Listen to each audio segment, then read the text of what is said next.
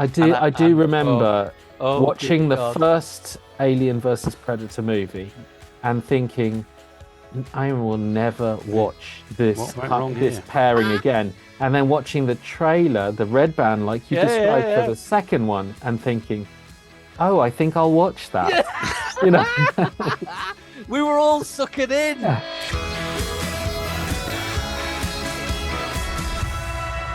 Hello and welcome to the AV Forums Movies and TV podcast for July 2024. Tonight, I'm joined by Simon Crust. Hello. And Mark Costello. Hello, hello. For this month's podcast, we'll be offering up our usual top 10 list of things to watch in July, and then we'll deep dive into our topic of the month. Is the marketing of movies part of the problem with modern cinema? We're looking at bad trailers, misleading interview comments, pandering to the audience, or just a complete lack of promotion. More on that later. All of the above. Or all of the above. First, competitions. Hardware competitions, there's loads. Win £500 to spend with MPB. MPB is the largest global platform to buy, sell, and trade used photo and video gear.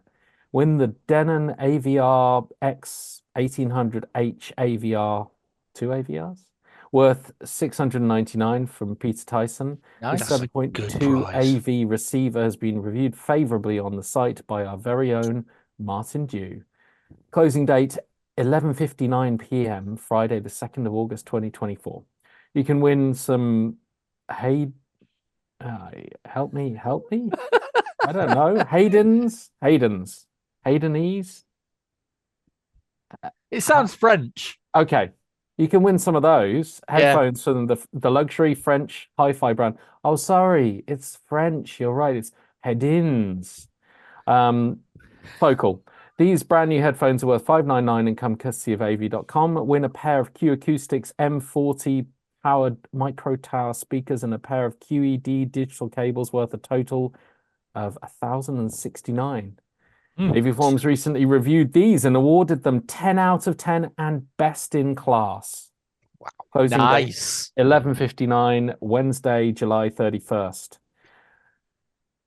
Also, closing 11:59, Sunday, 11th of August, you can win a streaming system worth $2,400, which includes a Roxanne, a Tessa integrated streaming amplifier and monitor audio silver 107G bookshelf speakers.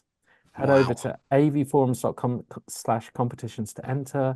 Competition open to eligible AV Forums members over 18 resident in the UK. And go get yourself some Blu-rays and Steelbooks while you're waiting. Yeah.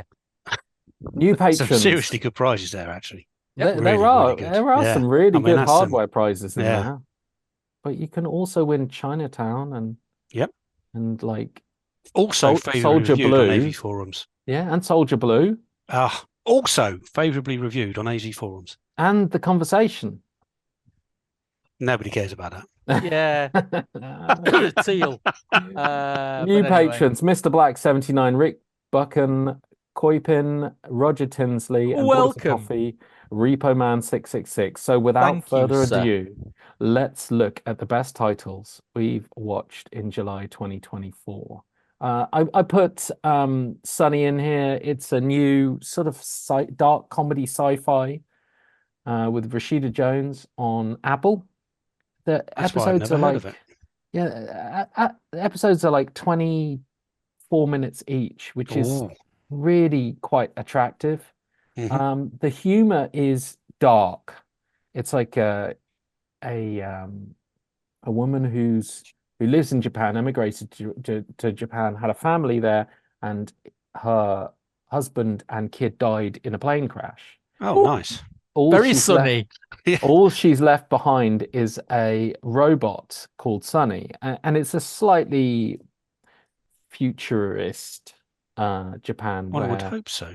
So it's now. So it's a gender switch robot and Frank. Maybe. The robot starts displaying traits a little bit like her late husband. She goes into a mystery about whether robots might be mistreating humans. And when I say robot, I mean it looks like the robot from Big Hero 6. I mean it's not like she's got Robocop at home. It's That would be awesome if she had. She would not be sad if she had RoboCop at home. I've also put in here Iron Claw. It's now on Amazon. I mean, it's an older film now, but it's a great watch, and it's on Amazon for everybody. Is it a great watch? Or is it more of a It's depressing watch? Okay, we're gonna get into this. Yes, it's a depressing watch. It's like The Wrestler. Yeah. And it's very good. So Eileen, the wrestlers. the rest, yeah.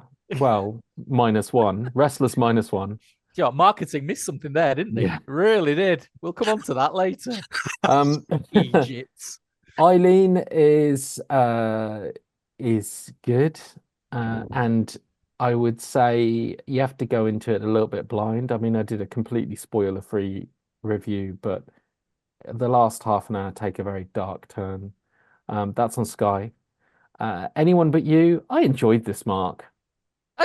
So did I. It's nonsense, it was light and frothy and full of beautiful people being beautiful and doing beautiful things. That's on Sky. It's a rom-com. It's fine. Bikeriders, which is where I get this great hair from today. You wish, Kaz. Yeah, that's coming to Sky, I think, in a week. It's not long now. Wowza. And there's a reason why, isn't there? I mean, again, we'll come into this, but I think that was really badly marketed. I mean, it's not the greatest film, but I think it was really badly marketed. Kingdom of the Planet of the Apes is coming to Disney in August. I really enjoyed that, and I wasn't ready for another Apes movie. I was happy with the last trilogy. I'm not sure about another trilogy, but I really enjoyed this as a fresh start. And I also really enjoyed Axel F. Beverly Hills Cop 4. Am I the only one here who's seen that?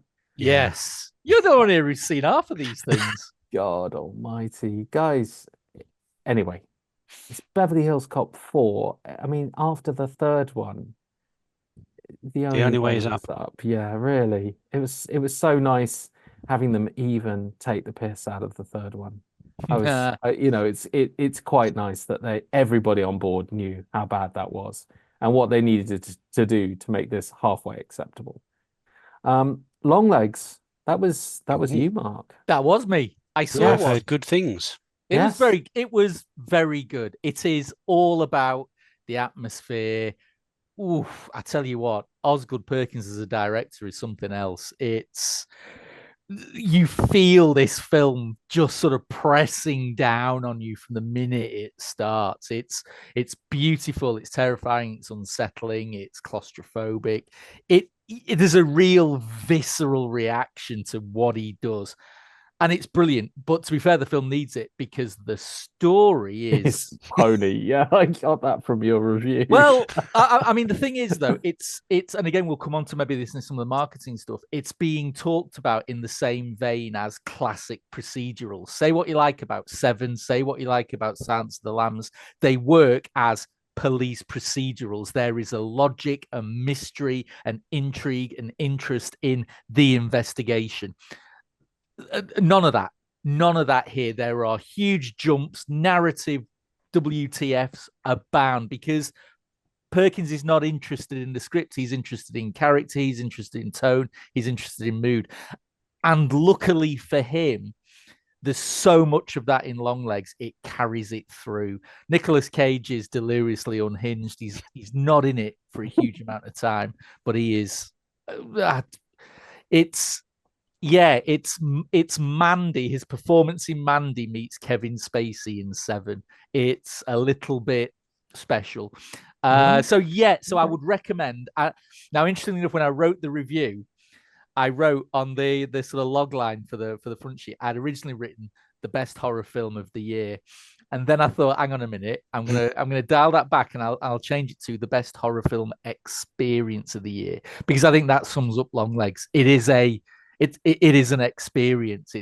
It gets you, and it's well worth it just to feel that in the cinema. So yeah, I thought it was well worth seeing, even with all its very obvious foibles. results, shall we say? I mean, we're gonna come back to this later, but I'm gonna tout that as one where the marketing was spot on. Oh, yes. Because I found a lot where the marketing was lacking. But And I tell you what's actually going on from that. It'd be so easy for the marketing to have missold the film, but the feeling you get from watching those trailers is the film. It's that for 110 minutes. Whew. So for once, the trailers work and they don't missell the film in terms of what it actually is. So good job, marketeers. For once. Yeah, that's it. That's the only nice things we'll say about the marketing folk for this podcast. Take it while you can. Yeah, I feel like we should go with marketeers. Yes. I think marketeers from now on. The return of the marketeers. Yeah, something. Dare I say. The Bear was my pick of the month. A lot of people have said it's not as good as the first two seasons, but come on, it's like the first two seasons were awesome, apart from for Mark. But the season 3 is more tremendous TV. That's on Disney now. And also as a shout out, because it'll be coming out in July, Horizon Part 1, whether or not they'll drop the Part 1, is coming to digital next week. We're going to be talking about that in the marketing column. I wonder why. Right. So our topic of the month. So I guess we're looking at the impact of movie marketing on audience expectations. How, movie trailers, promotional stuff, and there is a lot. We talked about this briefly before, I think, or maybe repeatedly, is the notion that we went from a stage when films might be announced, like you might read that a film is upcoming in Empire, and then they would be a poster and a trailer and they'd be in the cinemas. Now we get, I've read the script, this actor's interested. Oh no, it's going to be this actor. 2 years pass. It's finally started shooting. And then you hear about some of the stuff while shooting. And then you hear it stop shooting. And then you hear it started up again with reshoots. You hear the whole blow by blow, every stunt, every dropped cast member, every accident on set, everything that possibly could happen. And by the time it lands with you, that's even before the standard sort of trailers. And we now have trailer posters teasing that a trailer is going to be dropped the next day. And I think like trailer GIFs. Trailers for trailers. Yeah, we literally do. And that's just for the preview trailer. And like, there's like 4 or 5 trailers that come out before the film is finally released. And by the time you actually get to see it, I wonder whether some of this marketing is just not doing it any favors. Yes, Kaz. Funny you should mention this. No, well, to be fair, this came about because we were talking a couple of podcasts ago about the spiraling costs of modern cinema. And what's interesting is that whenever you get to the magic figure of whatever the budget is, everyone always then says, got to double it. Oh, and double it for marketing. So instantly what you're saying is the costs of marketing a modern, let's just, for the sake of it, let's talk about the blockbusters. The cost of marketing is the same cost as to make the bloody thing. That's the world we live in. So instantly, your films are having to work twice as hard to recover the costs of this. But I think you're right, Kaz. I think what prompted the original discussion for this was the furore around Disney Plus's The Acolyte. And specifically, some of the comments that were made by the show's creators and showrunners in the name of marketing that might have contributed to the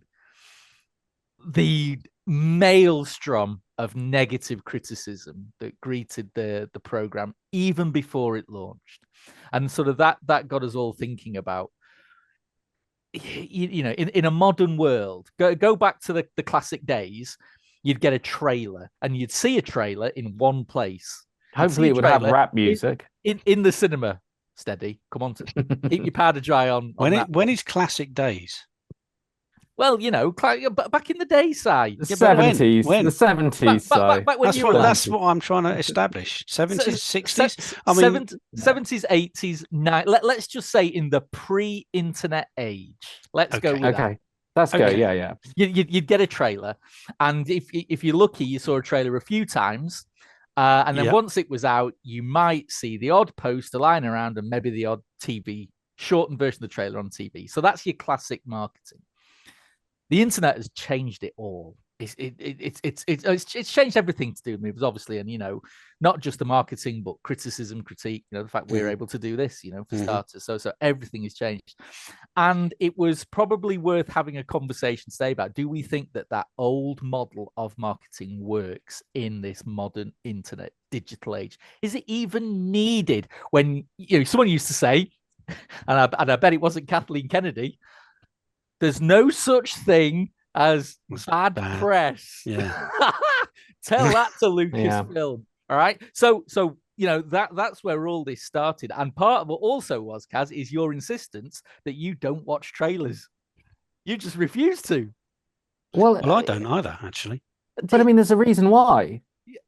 If you watch an old trailer, a trailer is like in the old days, and this is pre my time. But you watch an old trailer. Trailer was like a scene from the film. That's it. It's like they didn't have the ability to really string it together a great deal. So it was largely a scene from the film. It wasn't this. I'll take a frame from every scene in the entire movie and display it in the right order. Yeah, in front of you, and. I've always complained about it because for some reason my brain does think like that. So when I'm watching a film, if I'm like, well, I haven't seen them wear that outfit, I know they're not going to die because I've seen it in the trailer. I mean, it's the tiny little touches I can see, or two people who have met in the trailer and you haven't seen them meet on screen. Well, they're invulnerable until that day. Yeah, and very so true. Stuff like that really annoys me because clearly I remember it enough for it to spoil the experience when watching the movie. I will tolerate it, but I say enough when I had my two kids watching Kingdom of the Planet of the Apes, and there's a pivotal scene where the main character is running away from certain people and hoping to be rescued by someone else. And it's like a key sequence which happens in the trailer, and the kids turn to me and go, "We've seen this bit. We know what happens here." An 8-year-old and an 11-year-old are turning to me and going, "They've seen it in the trailer." I mean, no, I'm done with trailers. I tell you what, though, there are some fantastic trailers out there. Back in the day. And I tell you what, not just because of the shirt I'm wearing, but look at the first trailer for Alien and look at the first trailer for Aliens. And do you know what? Both of them cut from the same cloth. Of course. No dialogue. And all it established mood and atmosphere. And the trailers were amazing. Go to, Kaz, you mentioned the T2 Factory trailer. Yes, great trailer.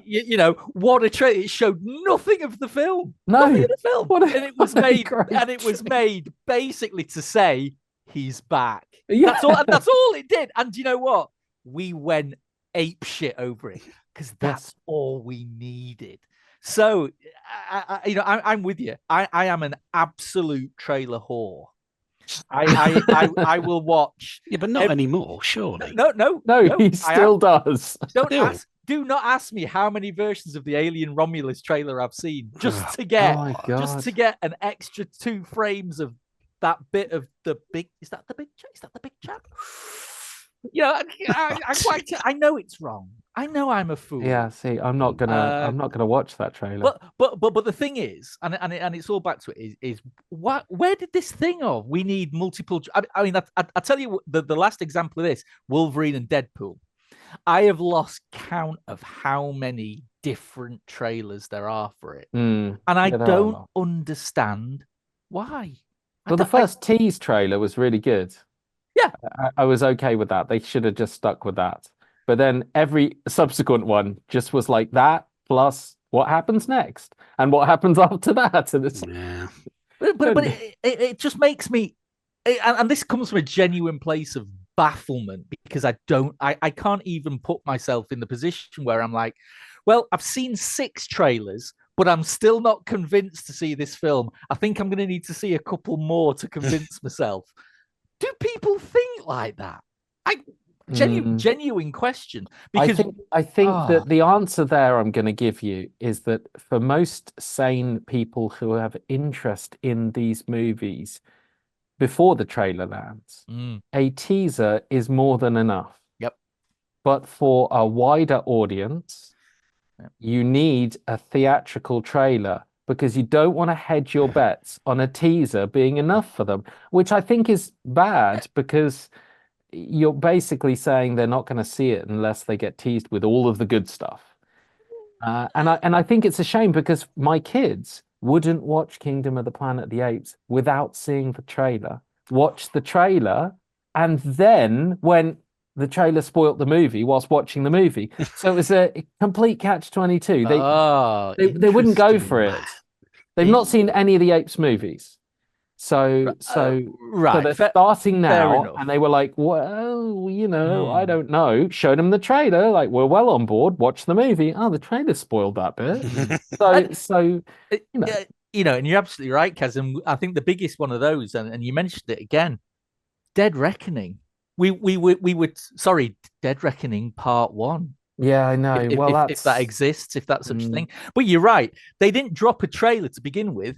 They teased the big stunt, and it was a behind the scenes of the big stunt. It's and a bad idea. We got that, a year? And I get there were COVID delays and all that, but we were getting, this is the pivotal moment of the film, kids, a year before the film was out. So you're absolutely right. We see it, and we're like, we've seen that. I mean, my mate was in Bakewell, and his class recorded the train stunt, and then he sent it to me. Must have been like 2 years before the finished film. The train going into the quarry. It's like he sent me a clip of the train going off the edge, and you see so much of this stuff in advance, and you see that whole stunt, and I get it. He did it several times, and it is amazing. There's no way that the finished stunt was anywhere near as impressive as it had been built up to be. And I think that's a real shame with marketing these days, because I would have seen the film without any of that. True. And I think this, though, to some point, trailers are the idea of a trailer these days, it's a catch-22, isn't it? Because you're right. Just like, take your kids. They won't watch it until they've seen a trailer. So you've got to hook people in. And how do you hook people in? Well, you show them all the sizzle of the bacon. You don't show them any of the bacon. Show them all the sizzle. Yeah. So so I have a degree of sympathy to a point with all the marketeers. I don't know. Marketing's job is to get the people in. Get people. That's all it interest. Is. The marketing team don't go, I don't give a crap if they enjoy the film. I don't give a crap if they think we ruined it. That's for someone else's job. All our job is to get them into the theatre, into the cinema. Clearly. So you can kind of have some sympathy that says, well, of course I'm going to show them all the good stuff. Why wouldn't I? I make the policy of now I'll only play the first 45 seconds. I won't ever do the full trailer. Because you know that it outlasts its welcome and hits the final act, and it's a really tricky situation, and I suppose at least with some of the trailers, it never used to be, did it? Well, no, we were saying right at the beginning how good trailers used to be. Yeah. So why can they not go back to that? And because a trailer, we all went to see the films. Yeah, but there's more films now. There's more films, isn't there? There's 20 times as many films coming out. Yeah. And people you don't need 20 times as many trailers, do you? You just need one good one. No one knows what a good trailer is. I mean, I completely agree. We just spoke about it. Yeah, but they're good for us. We watched Terminator and we saw this Terminator factory, this thing, and it wouldn't fly these days. People would be like, what's the Terminator? Is that about that old guy? They would.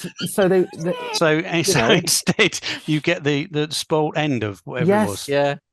Well, I mean, it's like for Winter Soldier. For me, that was the ultimate trailer and the worst trailer for the same movie.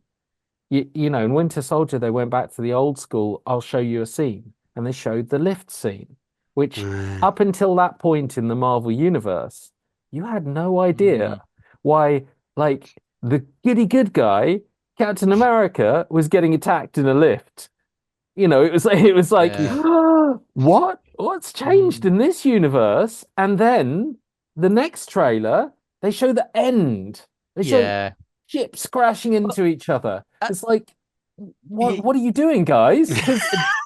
Do you know what though, Kaz? Again, in the running order, I think you mentioned probably a good example of the halfway house, and it was Top Gun Maverick. Now, again, we saw that trailer for God knows, because originally it was coming out. Yeah, it's a long time before. Yeah, but do you know what? It was the same trailer. We didn't get 17 different versions of it, and do you know what it did? It still showed bits from the final act, but it showed them out of any context. You had no idea what was going on. You had no idea who anyone was. And even though it dotted some of those key final act scenes in, it was about saying Top Gun is back. That's all it was. So it was about the mood. It was about the vibe. Yes, they nailed that trailer, because I watched the film and I didn't feel like I'd seen stuff from the trailer in that. So we do still get it. And I'd argue that some of Villeneuve's Dune trailers have also been pretty good in terms of, you know, just a little bit of spectacle to hook you in, but we ain't giving anything away. It's because his films don't give anything away. Well, so the marketing team are like, what do you want me to do with this? That's true. But I tell you what, though, trailer reaction, though. I mean, core blimey, we saw it this week, didn't we? Yeah, we did. Yeah, bloody hell! Bet Ridley Scott is having a word with his music supervisor or a few. But, I mean, it's a lot, isn't it? It's not a. I mean, luckily, no one's saying, "Oh, the trailer's so bad," and the music's so bad in the trailer, I'm not going to see the film. But it is funny the tone it sets. Like, come on, guys, you make a beautiful trailer and then stick this music on. But I'll tell you what, though, is it a work of marketing genius? Yeah, maybe to get people talking. Because we're talking about it. Yeah. At the end of the day, I watched that trailer and I thought, meh, it looks exactly like Gladiator. That's it. I thought, it's just Gladiator, isn't it? Might as well have remade it. But do you know what? All anyone is talking about is the ridiculous rap music. So for all we know, it's an absolute deliberate decision, and the marketing team are just sat there smoking massive fat cigars and cracking all those corks out those champagne bottles because it's all people are talking about. I would say Gladiator's the right side of good promotion in terms of how they show a shot of where they're filming. They announce that they're going to do it. People are like, what? Then they show a shot of where they're filming. Then they slowly add the cast in. And it's come together now with some posters and then teasers about what's happening, sharks, and and then we'll get to a trailer. And you're right, even with the bad music, it's gone viral. The counterpoint to that for me was Havoc, which has almost tried a similar thing by announcing that Tom Hardy's doing this action movie with the guy from The Raid. And and then 3 years later, then they're still talking about it every year. We filmed it. It's brutal. It's violent. They did a sort of a comic book art poster. It looks good. It looks gritty. And then they go, we're doing some reshoots. We haven't quite finished it. We just got one key fight scene to do. And by the time it's released, I guarantee no one will think that this film worked out as planned. It's already got a negative style to it. So Gladiator, they've ridden it all the way in, and should they nail it come release, it's been a sort of a good marketing way of doing it. And Havoc is similar angle, but they've stretched it so far that now people can't possibly think that this worked out well. Very true. Very true. But I tell you what, though, back to what we said originally about the Acolyte. I mean, oof. Now, what prompted this was the interviews with the showrunner, where they were leaning heavily into the theme of it. Now, look, I'm not going to get into whether or not, all this kind of stuff. The pages and pages of vitriol in the forums for it. But what they were leaning into was the inclusivity, the diversity of it all. And of course, people in some of the press reacted very badly to it, blah, blah, blah. And before you know it, boom, review bombing starts, you name it. We haven't seen a frame of it yet. So the question is, why? Because interestingly enough, when I watched the first few episodes, I didn't pick up on any of that. I didn't get that from what I was watching. And so you could argue that here, the showrunner and the creators have done a massive disservice to their product by maybe trying to sell it as something that it's not quite, and then see people react badly to it. The other one, of course, for me, which was much more annoying, was the David Gordon Green Halloween films. The first one came out and it was great. Suddenly, for the next two, you got Jamie Lee Curtis wheeled out saying, "Oh yeah, these are really important films dealing with trauma." And granted, I got over the way she pronounced trauma, but they were selling it as elevated horror, as a heightened existential exploration of, and it's like, no, it's Michael Myers shoving knives in people's orifices. But you just think, how has there been a disconnect between the people who are making it, what they think the market wants, and the final product? And I think sometimes now, some of these creators just need to shut up and get out of the way of their product. I would agree. I would agree with interviews. I think that interviews and comments made by people before it's launched is dubious at best. Didn't we have a spate of like Spielberg seeing every new movie and saying it's great? Tom Cruise as well. Yeah, particularly like it was always the ones that were off the back of his franchises. So like the latest indie movie, he'd go, it's great. He'd just go in and go to all of them and go, yeah, they did a fantastic job. And to the point where you hear him say it and you go, yeah, no, it really isn't. He hasn't seen it. Yes. So I don't know whether they need to have this commentary in it at all. I don't think the behind the scenes stuff, I mean, it worked with Gladiator maybe, but I don't think that too much of it is a good idea. But I do think that interviews are just a big no. Just don't do them until after. But they've been around for ages and they still do them. It's one of the big selling points, isn't it? You get because they only have like 2 or 3 minutes each, so they get the bloke from the paper sitting down with 2 bods. What do you think of it? I always ask the same questions. What's attractive? You only get to see the bad ones because they make interesting viewing. Because the bloke's fed up and answering the same question 70 or 80 times, and he says, and there you go. You've got your selling point. Yeah, and I suppose ultimately, you look at. So I foolishly spend a bit of time on YouTube. Don't I? I should know better. But very, very foolish. Checking it out, you look all those at adverts. I don't know. Yes, but you look at some of the big movie critics, for want of a better word, the likes of. Don't mention any names. Well, no, because but they're the big ones. The likes of Critical Drinker, Nerdrotic, Barry Norman. If Barry Norman had a YouTube channel, I'd be all over it. Love me some Barry Norman. No, but my point being is these guys have massive audiences. Yeah. And I'd argue that they can act as more of a marketing tool for free than any of the crap we've talked about today. Influencers. Well, possible. I mean, you're right. You want to call them an influencer as opposed to a critic. Fair enough. But this is the point. The landscape's changed. Maybe. And then you factor in things like viral marketing.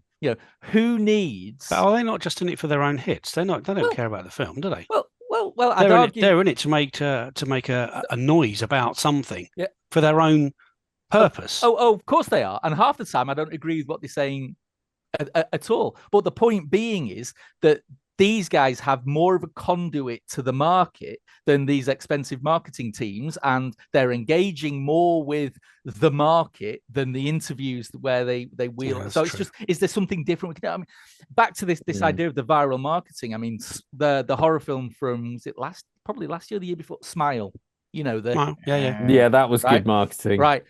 That viral marketing where there were like clips of people at a sports thing, and you just saw someone in the crowd turn with that smile. Christ on a stick, freaked me out. Something rotten. That was good. That did more than any trailer ever could do. Let's see some more of that rather than this trailer crowd. Let's think differently about some of this stuff. I think... Go on. Well, I was going to say that really they nailed it recently with the style they approached for Longlegs, didn't they? That was the one we mentioned, a series of like posters of shots of the back of people's heads, or like a blanket with something underneath it. It would just like legs and arms sticking out.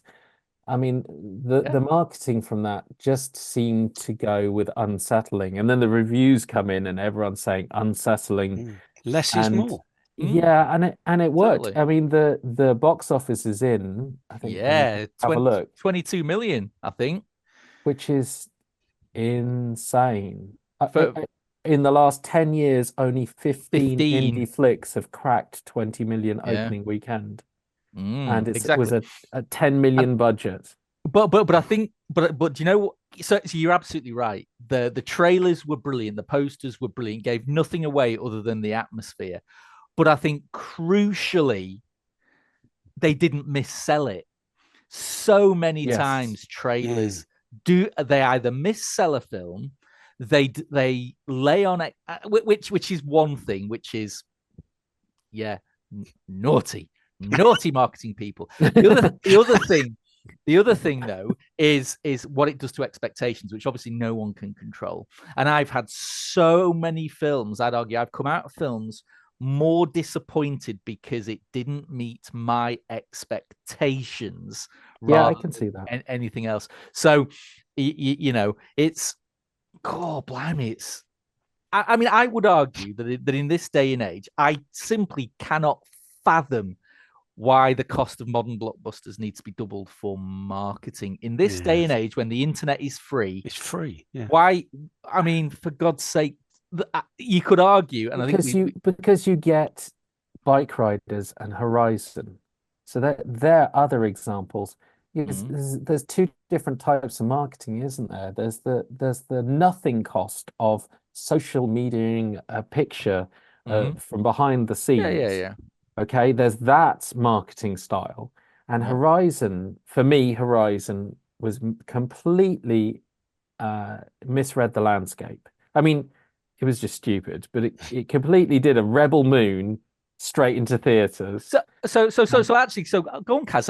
I have not seen a single piece of marketing for Horizon. So that's the point. That's what you're saying. Yeah, I'm saying they went, hey, this is going to be epic. And we're going to make 4 of these. You'll really want to see it. We're going to release one now and one in a couple of months. Go and see it. It's 3 hours long. It's great. They did all of this like on social media. Oh, we finished shooting the first one, delayed the second one. Now we're shooting it. We're shooting the third and fourth back to back. You'll really want to see this. And then when it's actually released, I remember checking the cinema times. I wanted to see it. Yeah. And there were no times the week before. Like, it's not even that there weren't any trailers and there was no posters around, but there was no even cinema times up. So I think that Horizon, I mean, it's just died a death in the cinema and is being released on digital. I think they over-egged the whole notion that the internet would go wild for 4 3-hour westerns. I think they should have made one good film. Yeah, promoted it right, and then seen how that went.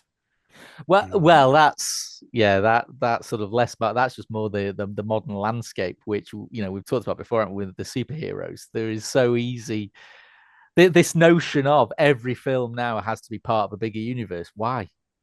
Are we not starting to see a backlash against this now? Mm-hmm. If Mission Impossible fails because it sticks the words part 1 in its title, then Jesus Christ, what's going on? So interestingly enough, I mean, where should marketing go? Where would we want marketing to go? What would here you go, marketeers watching this, both of you, get your pads out, because we're going to give you loads of free consultancy advice here. I'm worried that in the last 40 minutes, one of the 3 marketeers has died. I'm slightly worried for you. So go on then. So Kaz, yes. What would make you? What would tickle your interest bones if it came to a new film? No, do 2 trailers. Do a teaser trailer that I'll watch that shows nothing and can even be something that's not in the final movie. That is literally a shadow silhouette of Wolverine's claws. That kind of nonsense. A mood book. Yeah, I'm good with a teaser that lasts 30 seconds. It's all I'll watch. And then do something for my kids, which is, 90 seconds long. And don't ever show anything from the second half of the movie. I'm not even going to get close to the final act. Nothing from the second half. Okay, Nice. Just use the time to trial sequence in the Top Gun Maverick trailer to be the key bit that you're selling in, for the film. You can find something, and if your film doesn't have it, then market it a different way than showing the big boom at the end. Nice. What about you, Mr. Crust? Yeah, I agree with that. Go back to old styles of trailers. When there wasn't everything in the trailer, just you're creating interest, you're creating intrigue, you're creating mystery. You want people to go and see it, so you don't give everything away. Personally, I think that works. And to your point, Mark, none of the interviews. I don't need any of the opinions. Save it for the extras that the people aren't going to watch. More on that later. More on that later. And don't clog up the sort of political landscape with opinions. Just instead talk about the film and jump on top of any social viral bandwagons. Barbenheimer style. Embrace that. I think there's no reason to spend that much money. I think I think a part of the budgeting, this idea of doubling the budget, this notion of doubling it for marketing is also a little bit, it would be unfair of me not to say that I think a part of that is the, in inverted commas, exchange rate of box office returns to actual studio results. So there's a little bit of it there. I'm not sure that like a $400 million movie spends 400 million on marketing. I think a $400 million movie spends 200 million on marketing, and 200 million is the exchange rate to get 400 million back to the studios. I see. I mean, some might argue that what they spend on marketing depends on how much they have to pay their star in terms of percentage points on profit.